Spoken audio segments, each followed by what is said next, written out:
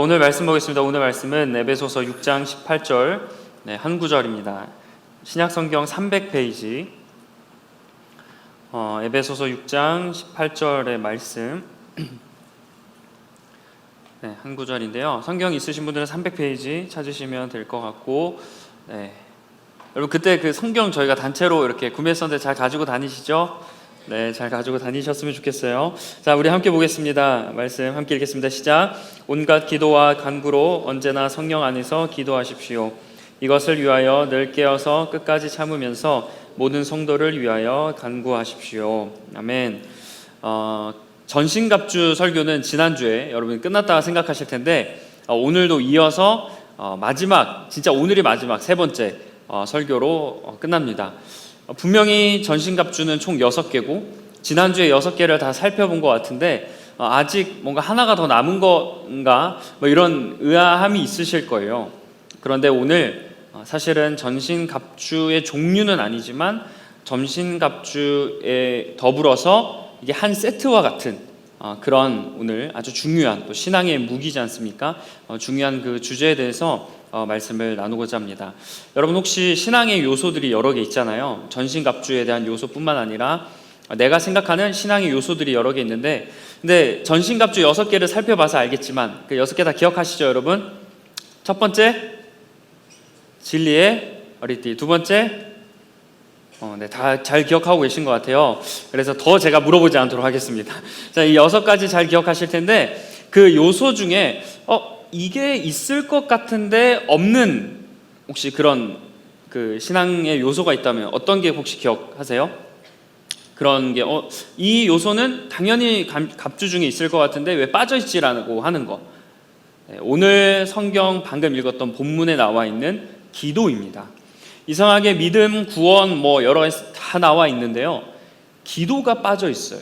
그러면 기도가 전신갑주에 나와 있던 6가지와 비교했을 때 조금 기도가 떨어져서 혹시 빠져 있는가? 이렇게 비교했더니 6개를 채워야 하는데 그래도 기도가 그것들과 비교했을 땐 중요도가 낮기 때문에 이 기도가 빠져 있는 걸까? 네, 절대로 중요도가 낮아서 빠진 게 아니고요.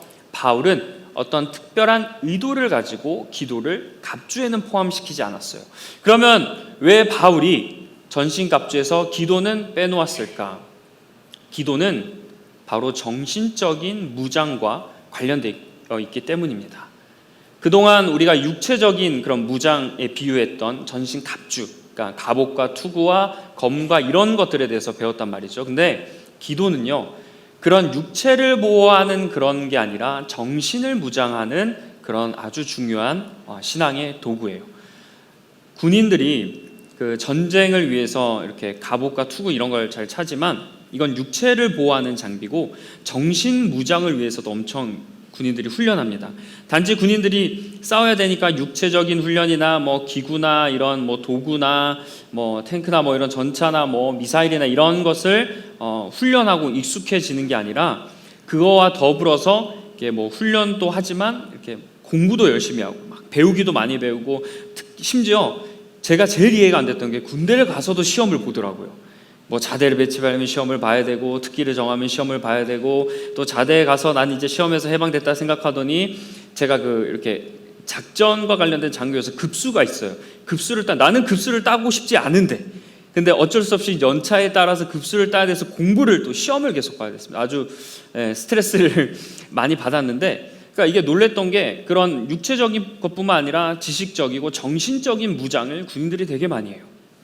그리고 운동선수들도 예를 들어서 양궁으로 따지면 활을 잘 쏴야 되지 않습니까? 바람, 그다음에 집중력 엄청 요구되고 그런 것뿐만 아니라 이게 양궁 선수들도 정신력이 되게 중요합니다. 집중력이 되게 중요해요. 그래서 도쿄 올림픽 때부터 김재덕 선수가 이번 파리 올림픽 때도 화이팅! 뒤에서 화이팅 하지 않습니까? 이게 실력도 실력이지만 물론 실력도 우리나라 선수들이 잘하지만 정신적으로 그때 바짝 긴장하고 잘 쏘기 위해서 이렇게 무장하는 거예요. 그러니까 군인들이 또 이런 갑옷을 채우지만 막 함성을 막 외치면서 전투에 나가지 않습니까? 그러니까 이렇게 정신적으로 무장하고 다시 한번 전의를 불태우는 이런 역할을 하는 게 바로 기도라는 거예요. 그래서 우리가 그 기도를 소홀히 하면 내가 지금 훌륭한 장비든 다 갖췄을지언정 정신적으로 내가 싸워서 이기겠다는 그런 마음가짐이 부족한 상태라는 겁니다. 그래서 바울은 신앙의 전신갑주를 취했으면 이어서 그 다음 순서로 기도로 여러분을 잘 무장해라. 내가 마음가짐을 돌보고 내가 왜 이 싸움을 해야 되고 시험이 왔을 때 어떻게 해야 되는지를 잊지 말라고 반드시 기도로 무장하라는 그런 메시지를 우리에게 전해주는 거예요. 자, 그래서 18절 말씀을 보면 바울이 온갖 기도와 간구로 언제나 성령 안에서 기도하라 라고 합니다. 자, 이 말씀의 의미는 영적 전쟁은요 어떤 특별한 기간에만 일어나는 게 아니에요. 예를 들어서 여름 되면 이제 군인들도 한국과 미국의 이런 한미 이런 연합 작전들이 있어요. 막 부대별로 다르고 공군, 육군 이런 다 그런 별로 다 다른데 그렇게 그 훈련이 그런 특정한 기간에도 있지만 보통 일반 그 부대에서도 자체적인 훈련들도 있고 여러 가지가 있습니다. 영적 전쟁도 마찬가지라는 거예요. 우리가 어떤 특별한 기간, 예를 들어서 선교하는 이 기간, 수련회가 있는 기간에만 영적 전쟁이 있는 게 아니라 우리가 매일을 살아가는 그 일상 가운데서 영적 전쟁의 순간을 맞이한다. 그래서 바울이 뭐라고 해요? 참고 그 다음에 언제나 기도하라는 거예요. 매일 꾸준히 기도하십시오. 자, 이 말씀을 우리가 좀 생각하면서 기도는 어떻게 해야 된다고요? 언제나 꾸준히 매일 기도해야 된다. 사실 오늘 주일이잖아요. 이런 주일에 여러분 자신을 위해서도 기도해야 되고 또 우리 여러 맡겨진 일들을 위해서도 기도해야 합니다. 주일이라고 기도를 쉬는 게 아니라 주일 포함해서 우리의 매일 주어진 삶 가운데서도 기도를 쉬지 말라. 이게 영적 전쟁을 준비하는 정신적인 무장이라는 거예요. 자, 성경에는 언제나 기도하라는 말씀이 여러 개가 있습니다. 그 중에 누가복음 18장 1절 한번 우리 말씀을 화면을 놓고 볼게요. 자, 이거는 지금 방금 이 기도하라는 바울이 얘기했지만 누가복음 18장 1절은 주님께서 직접 이야기하신 겁니다. 여기 보면 예수께서 제자들에게 늘 기도하고 낙심하지 말아야 한다는 뜻으로 비유를 하나 말씀하셨다. 여기서 주님은 뭐래요? 늘 기도하라는 거예요. 늘 기도하고 뭐예요? 낙심하지 말아라. 낙심하지 않고, 제가 몇 번 말씀드렸죠.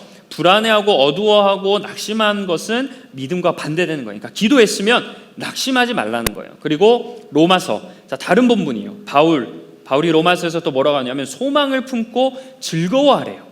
그리고 환난 당할 때를 참으며 기도를 어떻게 하라고요? 꾸준히 하라.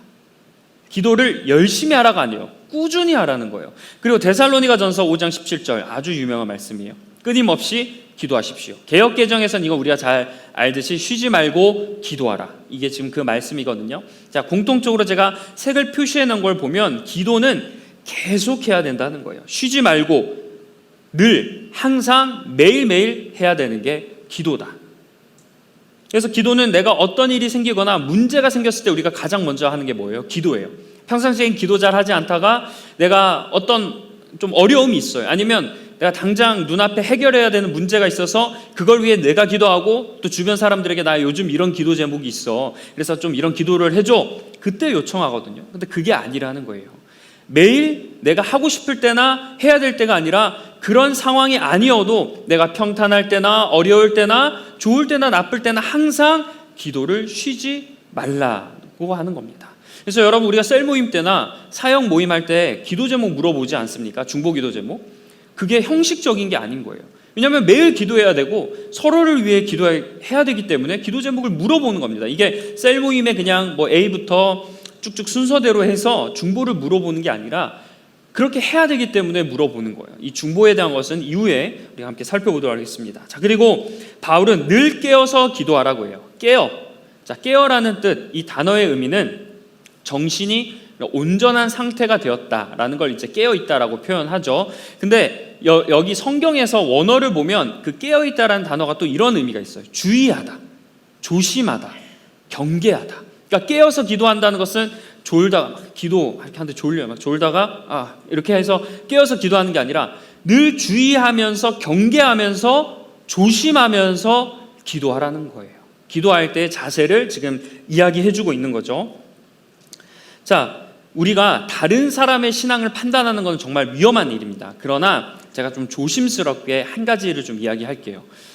보통 사람들을 만나고, 그래서 이 사람이 좀 죄송하지만 기도하는 사람인지 아닌지를 알아볼 수 있는 방법이 있습니다. 근데 그 중에 하나가 뭐냐면 이 사람이 평상시 삶을 깨어서 살고 있는가 아닌가를 보면 이 사람이 기도하고 있는 사람인지 아닌지를 알 수 있어요. 자, 깨어있다는 건 뭐예요? 주의하고 조심하는 거죠. 온전한 정신 상태로 살아가는 거예요. 그러니까 이거를 삶에 적용해 보면 이런 거죠. 내가 주중에 살아가는데 말씀대로 살아가려고 노력한다는 거. 내가 그 어떤 유혹에 타협하지 않고 죄를 짓지 않으려고 발버둥 치면서 살아가는 그것, 그게 바로 깨어 기도하는 거예요. 근데 여러분 다 알고 계신 거 아니에요? 이렇게 기도해야 된다고 여러분 다 알고 계시죠? 근데 문제가 뭐냐면 내가 알고 있는 것과 이렇게 기도하는 게 다르다는 거예요. 그러니까 알고는 있어도, 이론으로는 잘 알고 있어도 이렇게 기도하지 못하는 건 뭐예요? 깨어있지 못하기 때문인 겁니다. 자, 이렇게 기도하는 것과 깨어있는 게 연관되어 있어요. 이게 떨어진 개념이 아니라 기도하는 거는 깨어있다라는 게 성경 다른 본문에도 등장합니다. 제가 또 한번 말씀을 준비해봤어요. 자, 마가복음 14장 38절 화면을 한번 띄워주시면 좋겠어요.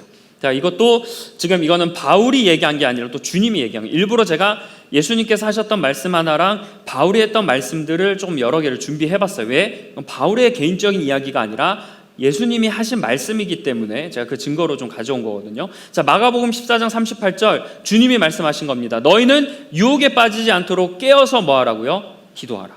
그냥 기도가 아니에요. 깨어서 기도하라. 자, 세트가 됐어요. 자, 골로새서 4장 2절에 보면 또 이렇게 얘기합니다. 기도에 힘을 쓰십시오. 감사하는 마음으로 기도하면서 뭐 하라고 그래요? 깨어 있으라. 기도하는 사람은 곧 깨어 있는 사람이라는 겁니다. 이게 따로 분류되는 게 아니라 연결되어 있어요. 자, 내가 일상에서 자꾸 말씀을 잊어버리고 또는 뭐 다른 사람을 사랑해야 된다는 거 알지만 자꾸 마음속에 미워하는 마음들이 생길 때가 있지 않습니까? 그래서 나중에 이런 후회를 해요. 그 당시에는 내가 몰라요. 그런 미워하는 마음이 생기고 판단하거나 또는 내가 말씀을 지키지 못하고 유혹에 넘어갔을 그 당시에 느끼는 사람들이 있다면 그 사람은 그래도 깨어 있는 겁니다. 근데 그런 유혹 앞에 내가 이러면 안 되는데 조차 느끼지 못한다면 그게 깨어 있지 못하는 상황이라는 거예요. 근데 깨어 있어도 유혹에 넘어갈 수 있어요. 그러니까 깨어서 기도하라는 거예요. 내가 이러면 안 되지. 중간에 그런 유혹이 왔어요. 근데 내가 이렇게 살아가서는 하나님이 기뻐하시지 않겠다라고 느끼고 그 유혹을 이겨내는 것. 그게 깨어 있는 사람입니다. 근데 얘기했죠. 기도하는 사람은 깨어 있고 반대로 이야기하면 깨어 있는 사람은 어떻게 할 수밖에 없어요? 기도할 수밖에 없는 거예요. 왜 깨어 있으면 기도할 수밖에 없을까요? 유혹 앞에서 내가 할 수 있는 그런 능력이나 내가 할 수 있는 그런 역할이 없거든요. 내 힘으로는 도저히 되지 않기 때문에 하나님 도와달라는 기도를 할 수밖에 없어요. 그래서 기도와 깨어 있다는 건 세트다라는 것을 여러분이 기억하셨으면 좋겠어요. 우리는 경건의 행동들을 많이 해요. 자, 한 가지 제가 또 예를 한번 들어볼게요. 이상하게 내가 다른 것은 다 하거든요. 근데 유독 기도하지 못하는 분들이 있을 거예요. 그러니까 예를 들어서 이런 거예요. 내가 말씀은 잘 읽고 그리고 열심히 사역도 하고 예배도 열심히 드리고 그래도 열심히 또 사랑하고 뭐 여러 가지 하면서 노력은 많이 해요. 근데 이상하게 나에게 있어서는 지금 무엇이 빠져 있냐면 기도가 빠져 있어요. 기도하는 게 왜 이렇게 어려운지, 매일 아침이든 저녁이든 하루에 5분이라도 내가 하나님 앞에 딱 무릎을 꿇고 기도하는 그 시간을 갖는 게 왜 이렇게 어려운지, 그런 분들 계시지 않습니까? 다른 건 다 되는데 내가 기도는 매일 하지 못해. 그러면 왜 그런 거예요? 깨어있지 못하는 거예요. 경건의 행위는 있는 사람들이에요. 내가 어떻게 해야 될지를 알고, 그러니까 전신갑주로 따지면 전신갑주들 투구와 갑옷과 뭐 칼과 방패는 채워가는 사람들이지만 싸워서 승리해야 되겠다는 그 정신적인 무장을 하지 않고 영적 전쟁에 나가기 때문에 어떻게 되는 거예요? 무너지는 거예요. 아무리 갑옷이 좋으면 뭐합니까? 내가 싸워야 된다, 내가 이겨야 된다, 이 무기를 가지고 내가 저 악한 영들을 무찔러야겠다는 정신적인 무장이 되어 있지 않으면 그 싸움은 지는 것 아니겠습니까? 그래서 기도를 해야 된다라고 하는 겁니다. 또 이어서 바울은 어떻게 기도하라고 했냐면요, 참고 기도하라고 했어요. 자, 여기서 참고라는 단어를 이렇게 원어로 보니까 우리가 잘 아는 인내하라는 단어입니다. 여러분, 인내하라는 단어의 의미 아시죠? 어떠한 순간에도 어려움이 찾아오고 그런 상황에서도 내가 무너지지 않는 것, 유혹에 넘어가지 않고 참고 견디는 게 인내예요. 근데 기도할 때 인내하라는 거예요. 여러분, 기도하는 게 쉽습니까? 솔직하게 한번 생각해 보세요. 내가 시간을 정해서 이렇게 기도하겠다, 매일 그렇게 결단한 대로 여러분 기도하십니까? 나 이제 기도의 사람이 되어야겠다. 뭐 아침에 기도를 하든 저녁에 기도를 하든 뭐 이동 중에 지하철이든 어디서든 내가 그렇게 기도해야겠다 다짐하지만 여러분 항상 언제나 기도하실 수 있으세요? 기도가 쉽지 않아요. 어려워요. 그래서 바울이 뭐라고 하냐면 인내하라고 해요. 기도는 인내가 진짜 필요합니다. 기도하기 위해서 시간적으로 여러분들이 시간을 잘 마련해야 돼요. 그리고 몸과 마음을 컨트롤해야 됩니다. 기도는 여러분 내가 의식하고 마음을 먹는 것을 넘어서 또 시간과 장소나 그런 나의 열정과 에너지를 쏟아야 할 수 있는 게 기도예요. 그래서 인내와 참고 견디는 훈련이 기도에게도 동일하게 필요합니다. 우리가 그냥 기도는 쉽게 할 수 있을 거라 생각해요. 그러나 바울은 기도는 그렇게 쉽게 할 수 있는 게 아니다. 참아야 되고 언제나 늘 항상 해야 되기 때문에 깨어서 기도하라고 지금 쭉 이렇게 바울이 기도에 대해서 이야기하고 있습니다. 자, 지금까지 바울은요 어떻게 기도해야 하는가 그 방법에 대해서 얘기했다면 이제 이어서 바울은 기도해야 될 대상에 대해서 알려줍니다. 자, 그게 보면 아까 말씀에 있었어요. 모든 성도를 위해서 끊임없이 기도하라. 자, 바울은 나 자신을 위해서만 기도하라고 하지 않습니다. 모든 성도들, 옆에 있는 지체들, 내 공동체와 내가 속한 그 모든 사람들을 위해서 중보하라. 이게 바울이 기도해야 될 대상이라고 이야기하고 있어요.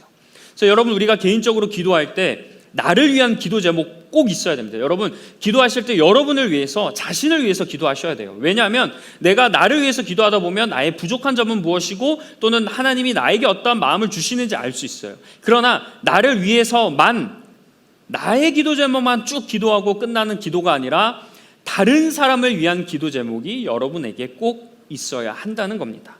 자, 그렇다면 왜 다른 성도들을 위해서 기도해야 할까? 여기에 영적 전쟁에 깊은 뜻이 담겨 있기 때문에 모든 성도를 위해 기도하라고 한 거예요. 자, 영적 전쟁은요 절대로 혼자서 할 수 있는 게 아닙니다. 영적 전쟁은 함께 해야 하는 싸움입니다. 자, 빌립보서 말씀을 한번 볼게요. 여기서 이렇게 말씀하고 있습니다. 여러분이 한 정신으로 굳게 서서 한 마음으로 복음의 신앙을 위하여 함께 싸우며. 자, 바울이 여기서 색칠한 글자를 보세요. 우리는 혼자서 싸우는 게 아니라는 겁니다. 한 정신으로 무장해야 되고 한 마음을 가져야 된다는 거예요. 그리고 어떻게 해요? 함께 싸우며. 영적 전쟁은 내가 전신갑주 들고 막 혼자 나 갔다 올게 잘 있어 이러면서 확 떠나는 싸움이 아니라 같이 움직이는 싸움이 영적 전쟁이라는 겁니다. 그런데 실제 우리는 어때요? 지금 여러분 주변 한번 보세요. 다 여러분 우리는 함께 싸워야 될 아군입니다. 아군이에요.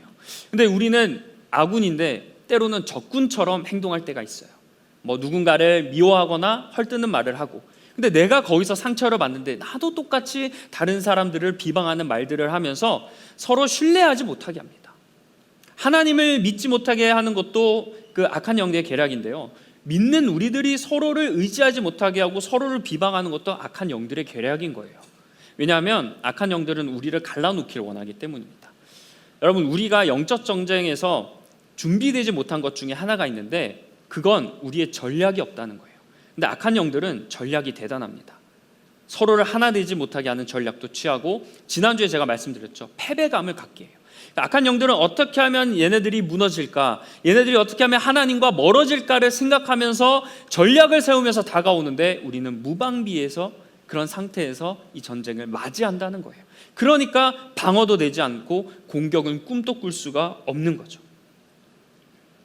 자, 우리나라 체육회에서 올림픽 대표팀 그 브랜드명을 팀 코리아라고 했습니다. 그래서 지금 올림픽 할 때마다 뭐 팀 코리아 이렇게 많이들 하는데, 자, 이 단어처럼 우리 공동체도 이런 정신이 필요해요. 약간 팀 리버스와 같은 그런 팀의 공동체의 정신이 필요합니다. 여기 신앙생활하면서 나만 하나님께 다가가고 나만 하나님의 은혜를 누리는 그런 마음이 있다면 그 마음은 좋지만 그 마음에 더해서 나와 함께하는 사람들도 하나님의 은혜를 받아야 된다. 같이 성장하고 하나님께 나아가고 저 천국을 향해서 우리가 걸어가야 된다. 이 마음을 우리가 동일하게 품어야 되는 거예요. 그러면 내 주변 동료가 지금 막 떨어져 나가고 있어요. 막 부상을 입거나 힘들어하거나 그 영적 전쟁을 할 체력이 안 돼요. 그러면 내가 갔다 올게 이렇게 나가시는 게 멋진 게 아니라 이렇게 세워주고, 이 사람이 어떻게 하면 같이 우리가 영적 전쟁으로 나아갈 수 있을까 고민하고 같이 함께 기도해야 되는 거예요. 그래서 바울은 모든 성도를 위해서, 서로를 위해서 중보하라고 이야기하는 겁니다.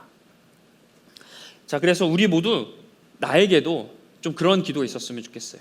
우리 사람, 내 셀부터 내 사역팀, 그리고 우리 모든 공동체와 꿈의 교회 전체와 나아가 우리나라 이 민족과 한국교회, 그리고 세계 열방의 교회를 위해서 기도할 수 있는 그런 기도 제목이 여러분에게 꼭 있게 되길 간절히 축원합니다. 그래서 기독교는 공동체성이 중요하다는 것, 주님도 공동체성을 매우 중요하게 생각하셨어요. 그래서 제자들을 세우시고 그 제자들이 나가서 또 공동체를 이루고, 이런 일들을 주님께서 하신 겁니다. 기독교는 공동체성이 매우 중요하다는 것. 자, 그리고 서로를 위해서 기도하라고 바울이 권면한 다음에 한 가지 더 요청을 하는데, 자기를 위해서 기도해 달라고 해요. 위대했던 그 선교를 감당했던 바울이 나를 위한 기도 제목을 오픈을 했어요. 그러면 좀 기도 제목이 궁금할 것 아닙니까? 그래서 잘하고 있는 사람인데 성도들한테 기도 요청을 했어. 그러면 저 바울이 과연 어떤 기도 요청을 했을까 너무나 궁금한데, 이 말씀이 19절에서 20절 오늘 본문 뒤에 아주 자세하게 나와 있습니다. 자, 이 말씀을 보면 내가 입을 열 때에 하나님께서 말씀을 주셔서 담대하게 복음의 비밀을 알릴 수 있게 해달라고 하십시오. 그러니까 바울이 자기가 이렇게 담대하게 복음의 비밀을, 그것도 하나님께서 주신 말씀을 가지고 해달라고 중보 요청을 했어요. 그리고 20절 어떤 이런 형편에서도, 자, 이런 형편이라는 건요, 지금 이 에베소서가 그 옥중서신이에요. 지금 바울이 복음을 전하다가 감옥에 있는 상황입니다. 그러니까 내가 감옥에 있는 이런 형편에서도 마땅히 해야 할 말을 담대하게 말할 수 있도록 기도해 달라는 거예요. 자, 잠깐만 띄워주세요. 바울이 이렇게 기도해 달라고 하잖아요. 나 이제 감옥이야. 나 근데 큰일 났어. 나 여기서 하루빨리 도망칠 수 있도록 기도해 줘. 그리고 내 건강과, 여기서 내가 춥거나 막 바울이 나중에 추워서 막 겉옷을 가져달라고 하고 이런 책을 좀 달라고 하는 디모데 그 후서 부분에 이런 게 나와 있거든요. 그러니까 얼마나 외로울까요? 그래서 막 이런 나를 보내줘, 막 이런 나를 위해서 내가 죽지 않고 여기서 잘 나갈 수 있도록 기도해줘. 베드로가 그 감옥에서 천사와 함께 빠져나왔으니까 그런 일이 나에게도 있게 기도해줘. 이런 기도를 말합니까? 아니에요. 바울은 이 상황에서도 담대하게 자신이 복음을 전할 수 있도록 기도 요청을 하고 있는 거예요. 자, 여기서 반복되는 단어가 무엇이죠, 여러분? 담대하게. 저는 이 바울이 담대하게 내가 이런 일을 할 수 있도록 기도 요청을 한 게 너무나 솔직하다라는 마음이 들었어요. 여러분, 바울을 우리가 생각할 때 여러 도시를 다니면서 선교를 했죠. 그리고 선교 여행도 몇 번을 걸쳐서 했어요. 공식적으로 3번의 선교 여행과 또 로마를 통해서 한 번 갔던, 또 이렇게 4번의 그런 전도 여행을 떠났는데, 그렇게 여러 도시를 다니고 많은 사람들을 만나면서 선교를 했던 바울이잖아요. 그러면 우리 생각에는 바울은 어렸을 때부터 약간 선교에 특화된 사람이다. 그러니까 이런 여러 다니고 말씀 전하고 사람들 앞에 나서고 이런 것에 전혀 막 개의치 않는 그런 성격일 것이다. 그래서 하나님이 바울이 그 성격이 있으니까 다른 사람이 아니라 바울을 사용해서 선교를 하게 했을 것이다, 우리가 생각할 수 있어요. 그러나 저는 바울의 기도 요청을 보면서 그 바울의 그런 두렵고 떨리는 마음, 혼자 외로이 이 싸움을 감당해야 되는 그 어려움이 너무나 크게 느껴졌습니다. 사실 바울도 이 사역을 감당하는 게 힘든 거예요. 지금 감옥에 갇히니까 자기가 살 길을 먼저 찾는 게 사람의 본성 아니겠습니까? 근데 바울은 이런 상황이라 할지라도 내가 복음을 전할 수 있도록 기도해달라는, 그게 뭐예요? 내가 이런 상황에서 지금 내 안위가 걱정된다는 거예요. 내 인간적인 마음으로는 나도 빨리 나가고 싶다는 거예요. 근데 내가 이 인간적인 마음을 누르고 주님처럼 나의 원이 아니라 아버지의 원대로 되게 해달라고 중보 요청을 하고 있는 겁니다. 바울은 지금 누구보다 처절하게 영적 전쟁을 하고 있잖아요. 그것도 몇 번씩이나 선교를 나가면서 바울은 사람들 앞에서 또는 악한 영들 앞에서 영적 전쟁을 하고 있어요. 그리고 바울이 받는 영적 공격은 더 심할 거예요. 왜? 바울이 전했던 사람들이 예를 들어서 유대인이라거나 복음을 이미 들었는데 살짝 우리가 수련회처럼 뭔가 신앙의 성장이 필요해서 바울이 설교자로 간 게 아닙니다. 바울은 우상의 나라로 갔어요. 복음을 알지 못하는 사람들에게 갔단 말이에요. 그러면 이 사람이 그런 사람들에게 복음을 전하는 게 얼마나 힘들었겠습니까? 얼마나 괴로웠겠어요. 수많은 비판을 당해. 그래서 아레오바고나 이런 데 가서 바울이 변론하는 게 있습니다. 그리고 자기가 느껴요. 내가 그 그리스 철학자들과 헬라 철학자들과 논쟁을 했는데 내가 조금 부족하네? 그러면서 완전히 신학적으로 다듬고 이런 일들이 있다는 겁니다. 지식적으로도 나의 부족함을 인정하게 되고 준비해야 되고, 체력적으로도 너무나 괴로운 그런 선교의 여정을 보내고 있는 게 바울이에요. 바울이 얼마나 힘들었겠어요. 그런데 그런 바울이 내가 이런 영적 전쟁을 하고 있는데 우리 성도님들, 저를 위해서 내가 담대하게 복음을 전할 수 있도록 제발 나를 위해서 기도해 달라는 거예요. 바울은 깨달았던 거예요. 이 영적 전쟁은 내가 혼자서 감당할 수 있는 게 아닌 것을 바울은 너무나 잘 알았던 거예요. 그래서 바울이 성도들에게 중보 요청을 한 겁니다.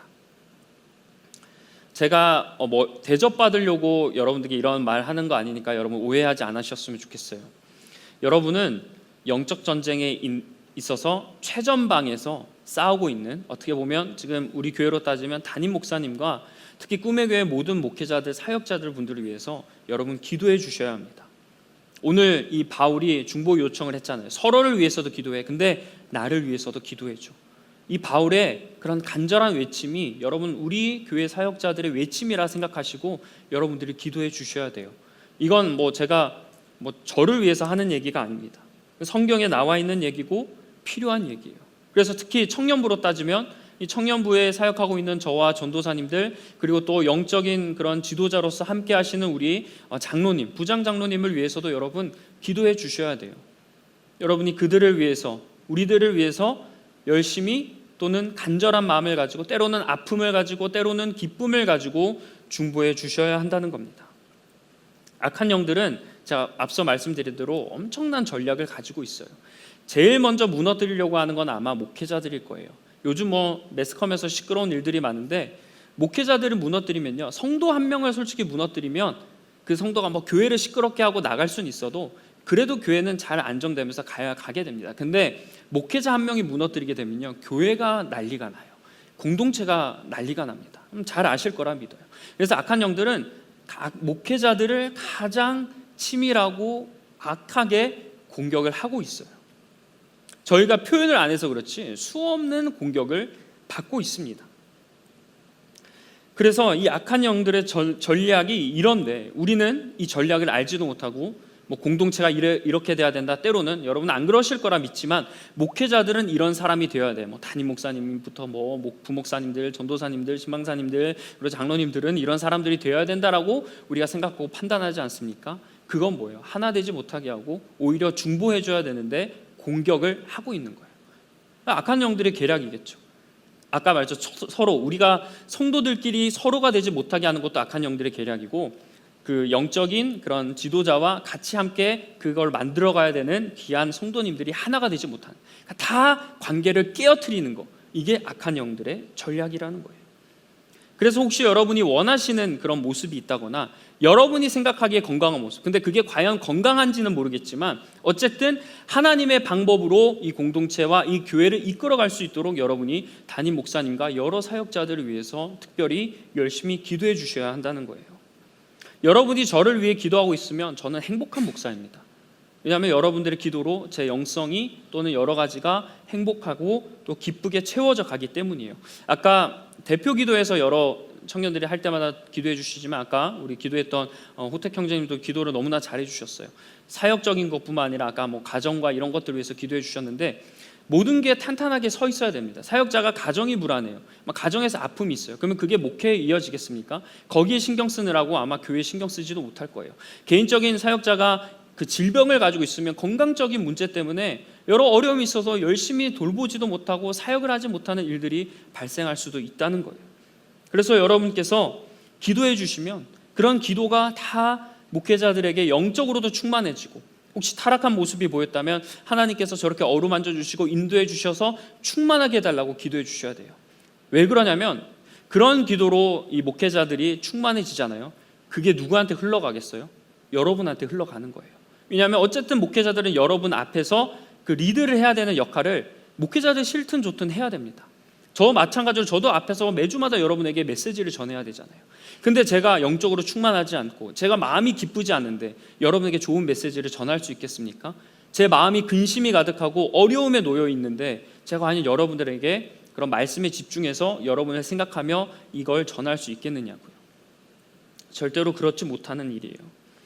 그래서 여러분들께서 꼭 기도해 주셔야 됩니다. 제가 사역을 하면서 여러 가지 느끼는 게 많은데 그 중에 하나가 나 혼자의 기도만으로는 절대로 이 사역을 할 수 없다는 거예요. 목회자들은 싫든 좋든 성도들을 위해 기도할 수밖에 없어요. 저절로 기도가 나와요. 왜냐하면 여러 상황들이 들리고 알게 되다 보고 또 이렇게 만나고 이렇게 하다 보면 기도 제목을 알 수밖에 없어요. 기도 요청을 많이 하지 않습니까? 그러다 보면 기도할 수밖에 없어요. 그러면서 더불어서 동시에 나를 위한 기도도 필요하다는 것을 많이 느낍니다. 성도님들이 기도해 주셔야 되는 거.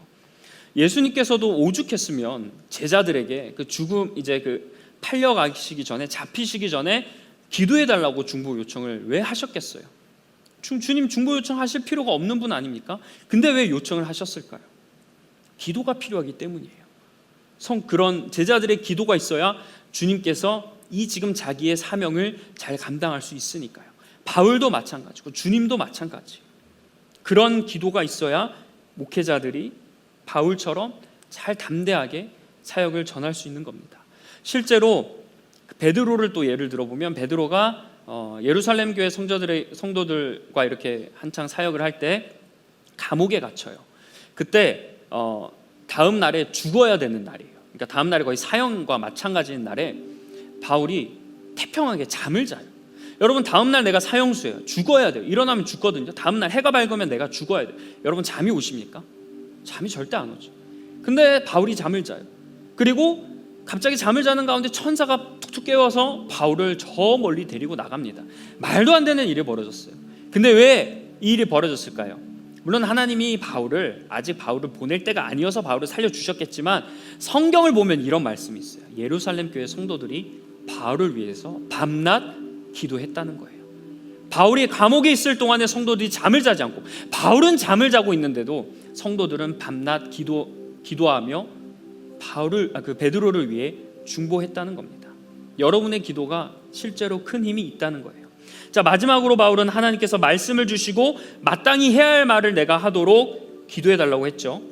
그러니까 바울은 자신이 하고 싶은 말이나 다른 사람들이 원하는 말을 하지 않고 하나님만이 원하는 말을 하게 해달라고, 하나님이 주시는 말씀을 전하게 해달라고 기도해요. 저는 또 이 말에 너무나 공감이 됐어요. 여러분 설교자들에게도 유혹이 있는 거 아십니까? 설교를 듣는 여러분에게도 유혹이 있죠. 내가 듣고 싶은 설교만 듣고 내가 원하는 스타일만 듣고 싶은 그런 유혹이 있잖아요. 설교자들도 마찬가지예요. 첫 번째, 자신이 하고 싶은 말을 하고 싶은 유혹이 있어요. 막 설교를 통해서 나의 똑똑함과 유식함과 재미있는 사람인 걸 드러내고 싶어하는 그런 유혹이 있을 수 있고, 또 반대로 듣는 성도들이 좋아할 만한 설교, 듣는 성도들에게 인기 있는 부류의 설교를 하고 싶은 유혹이 있어요. 왜? 그러면 좋아하니까. 저도 솔직하게 얘기하면 성도님들이 또는 청년들이 어떠한 메시지를 좋아하는지 잘 압니다. 전적으로 여러분들이 컨텐츠에 좋아요를 누르는 걸 보면 이런 종류의 그런 설교를 메시지를 좋아하는구나. 뭐 평안이 됐든지 위로가 됐든지 뭐 우리는 아무것도 하지 않아도 하나님이 역사하시니까 그냥 그대로 살아가도 돼, 뭐 이런 메시지들. 내가 아무것도 하지 않아도 하나님이 내버려 두시고 사랑해 주시는, 얼마나 감동이에요. 내가 아무것도 하지 않아도 된대. 그러나 여러분, 그거는 복음을 가장한 아주 그릇된 말씀들이 너무나 많이 있어요. 그래서 저는 하나님께 진짜 늘 기도해요. 매일매일 기도하는 것 중에 하나가 있어요. 때로는 너무나 시간이 없고 정신이 없다 보면 저를 위해나 가정을 위해서나 기도하지 못해도 여러분들을 위해 기도하고 또 한 가지를 기도합니다. 하나님, 제가 뭐 누구를 만나고 어떤 사역을 하고 특히 여기 앞에서 말씀을 전할 때 제가 하고 싶은 말이나 사람들이 좋아하는 말을 하지 않고 하나님께서 주시는 말씀으로 말씀을 전할 수 있도록 저에게 그런 능력을 달라고 기도해요. 그래서 사실 저 같은 완전 극티는 설교를 지금 몇 달치를 정리해놓고 본문도 정해놓고 설교 원고를 대충 써놔야 마음이 편한 성격입니다. 저 맨날 그 마음과 싸워요. 지금 몇 달치를 정리해놓고 이렇게 해야 되겠다. 근데 한 일주일 정도 살아가면 자꾸 뭔가 이게 마음을 주시는 메시지들이 있어요. 그거를 준비하다 보면 엄청 힘들어요. 그러나 저는 알고 있어요. 왜냐하면 제가 기도했거든요. 하나님, 저에게 주시는 말씀으로 감동이 되는 걸로 해달라고. 내 마음에서 우러나오는 게 아니라 하나님이 주시는 걸로 하게 해달라고 늘 기도합니다. 물론 앞서 여러분들이 좋아할 만한 타입의 설교도 필요해요. 그러나 그런 게 결코 중요하지 않아요.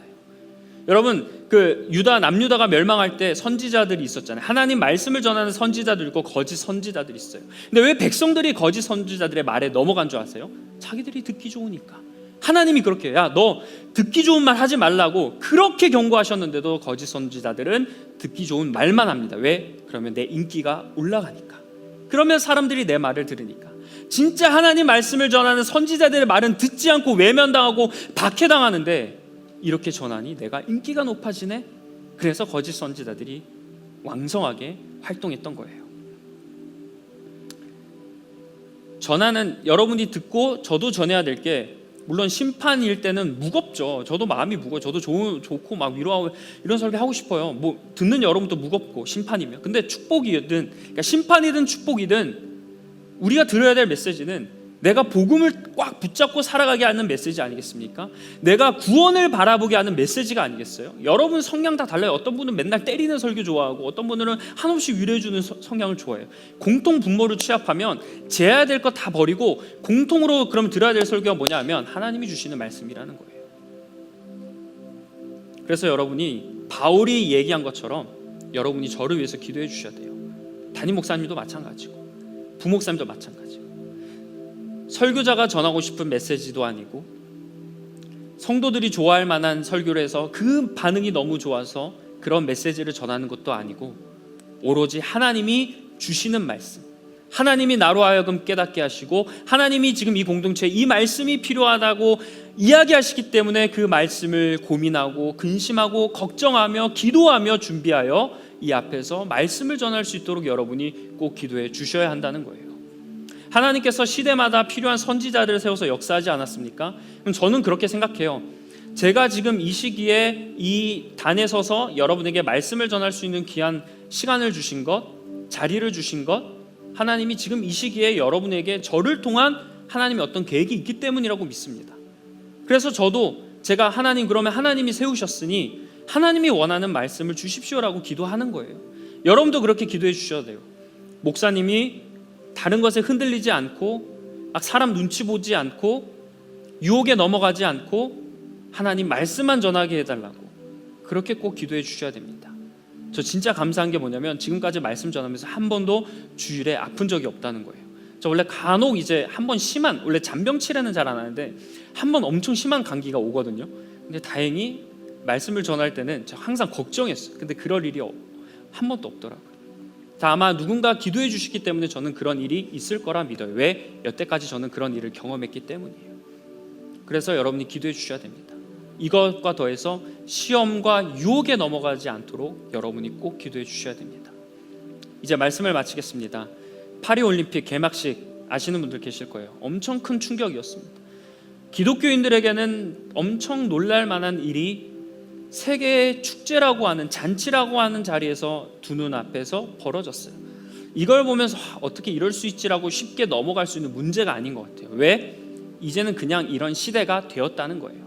그걸 기획한 사람이 의도해서 그렇게 한 게 아니라 이미 그런 시대가 되었다는 거예요. 제가 그 파리올림픽 개막식을 보기 전에 마음이 불편했던 게 뭐냐면 그 유튜브를 보다가 영국의 그 브라이튼인가 어딘가에는 미국의 그 샌프란시스코인가 어디처럼 동성애 거리가 있다고 해요. 그래서 그 거리를 투어하는 영상을 제가 봤어요. 근데 마음이 되게 힘들었습니다. 영국의 감리교, 우리 감리교잖아요. 영국에는 감리교 운동을 일으켰던 창시자라고 하는데 사실 창시자는 엄밀히 말하면 아니에요. 왜냐하면 이 사람은 성공의 사제로 남고 싶어 했거든요. 어쨌든 웨슬리라는 사람, 존 웨슬리 들어보셨을 거예요. 그 사람이 영국 사람이에요. 그리고 우리의 기독교는 영국에서 미국으로 넘어가 미국에서 한국으로 들어왔어요. 근데 영국이랑 미국이 지금 그런 나라가 되었다는 거예요. 유럽 말할 수밖에 없어요. 지금 프랑스 문제 많지 않습니까? 우리가 지금 그래서 잘 깨어 있어야 돼요. 이제 영국 무너졌고 미국 무너졌고 그 다음 어디예요? 우리나라예요. 우리나라 순서가 될 수 있어요. 그래서 왜 저는 제가 사실 영적 갑주돼서 이 설교 말씀 전할 그런 마음이 없었어요. 근데 왜 3주 동안 이 말씀을 주셨나 고민했더니 뭔가 저에게는 개인적으로 저도 간증인데 맞아떨어졌어요. 우리들에게 전신갑주를 무장하라는 거예요. 지금 우리가 이런 시대를 살아가고 있고 너희가 앞으로 마주해야 될 세상이 이런 시대이니까 전신갑주로 잘 무장하라는 거예요. 그리고 더 나아가서 깨어 기도하라. 깨어 기도하라는 거예요. 이제는 믿기 어려운 시대뿐만 아니라 믿음을 지키기도 어려운 시대가 되었습니다. 여러분, 우리가 3주 동안 말씀을 나눴어요. 6가지 꼭 기억하시길 바라요. 그 내용들 모르시다면 성경 그 에베소서 말씀만큼이라도 꼭 암기하시길 바랍니다. 그리고 나아가서 깨어 기도하는 것, 기도하시길 바라요. 여러분 스스로 영적 전쟁을 이길 수 있도록 기도하시고, 함께 걸어가는 주변 지체들을 위해서도 기도하시고, 최전방에서 부단히 노력하는 목회자들, 담임 목사님 비롯해서 모든 목회자들을 위해서 기도해 주시길 바랍니다.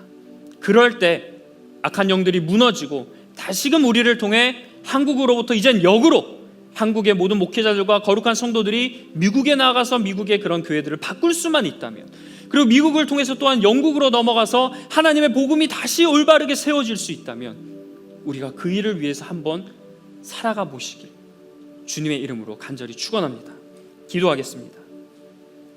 사랑의 하나님, 오늘 이제 마지막으로 전신갑주에 대한 말씀을 나눴습니다. 오늘은 특별히 기도, 깨어 기도하라 라는 주님 말씀을 우리가 나눴습니다. 그냥 기도도 아니고 매일 기도해야 되고 깨어 기도해야 됩니다. 하나님, 우리가 바쁜 일상이지만 하나님과 호흡하고 하나님이 역사하시는 그 기도의 자리에 우리가 자발적인 마음으로 참여하게 하여 주시옵소서. 그리고 깨어 기도하게 하시고, 시대가 어렵다고 그 어려운 파도에 휩쓸리지 않고 그 파도가 아무리 거세더라도 전신갑주와 기도로 그 어려운 파도를 이겨내고 오히려 이 세상에 복음을 전할 수 있는 귀한 청년들로 살아가게 하여 주시옵소서. 모든 말씀 우리 주 예수 그리스도의 이름으로 기도합니다.